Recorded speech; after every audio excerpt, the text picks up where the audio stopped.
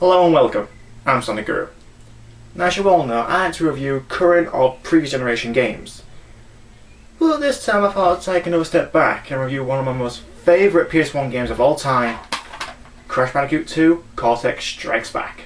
Crash Bandicoot 2 was developed by Naughty Dog and published by Universal Interactive Studios for the Sony PlayStation in 1997. Picking up from the first game left off, Crash Bandicoot 2 starts with Dr. Neo Cortex falling from the sky where he survives the impact and discovers a power crystal. 1 year later in a space station, Cortex realises he needs 25 more crystals from the planet's surface.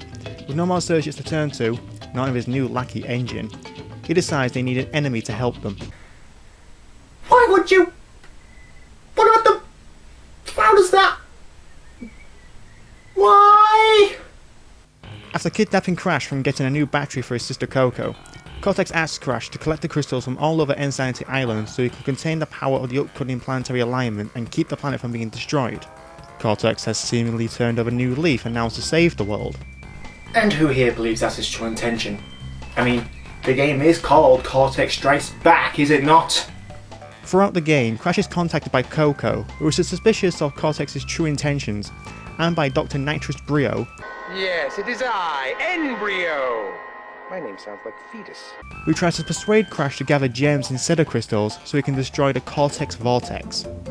As you can tell, the story is much improved over the first game where he does rescue his girlfriend Tana, who is mysteriously absent in this game for some reason, as well as every other game from this point onward. Oh well.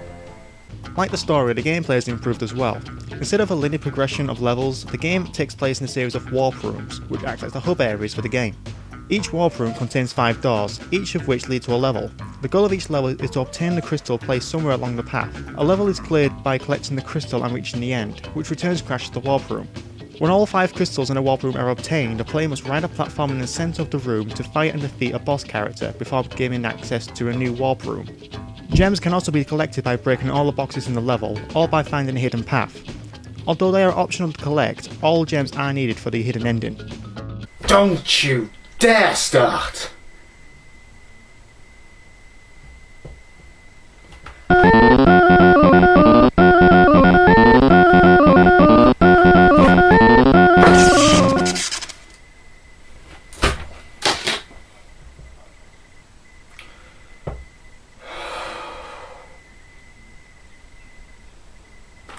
Anyway. Crash 2 also introduces bonus paths signified by platforms with a question mark on them. These lead you to a secret region of the level where you can gain Wumpa Fruit and extra lives if you successfully navigate to the end of the path. If you fall off screen or otherwise killed off, you will return to the level from which the bonus path was accessed from to try again. The controls are simple. Move, jump and spin are the same as the last game, but now you can crouch, which allows you to crawl or slide through tight spaces, belly flop to break locked crates, and high jump for those out of reach areas. As you can tell, Crash Bandicoot 2 is a major improvement over the first game. The story and gameplay are superb, with the difficulty that increases throughout the game. The design tweaks with the bonus stages and the controls are a much welcome change. That said, I do have one or two nitpicks with the game. Firstly, the presentation. It's not bad, even with the better graphics engine, but there's very little variety in levels. You'll visit the same jungle, glacier, ruins, sewer and riverbed throughout. Until Room 5 where there are factory and jetpack levels. The boss fights are my other complaint. They're too easy. Seriously, even when I played it over 10 years ago, I rarely ever died. Okay, except Tiny Tiger. I died quite a few times against him. But only because I mistimed my jumps. Other than that, there's not much challenge to them. Avoid their attacks, wait till they do something stupid and hit them when they're blinking. There's not many ways you can cock that up. I should also mention the music. Again, it's not bad and there's certainly a few catchy tunes, but overall it's not something to write home about.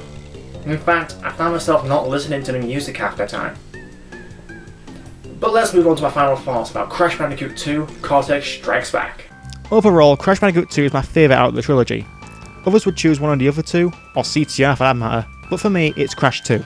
This game takes the original formula and makes numerous improvements and corrections on it. There are jetpack levels with some awkward controls, a new level select hub, better storyline, a better save feature, jetbot areas, etc, etc, etc. Basically, this is what sequels should be. And for the cherry on top of it all, Naughty Dog made Crash do a little dance upon victory. No, I am not gonna do the dance. I rate this game 8.9 out of 10.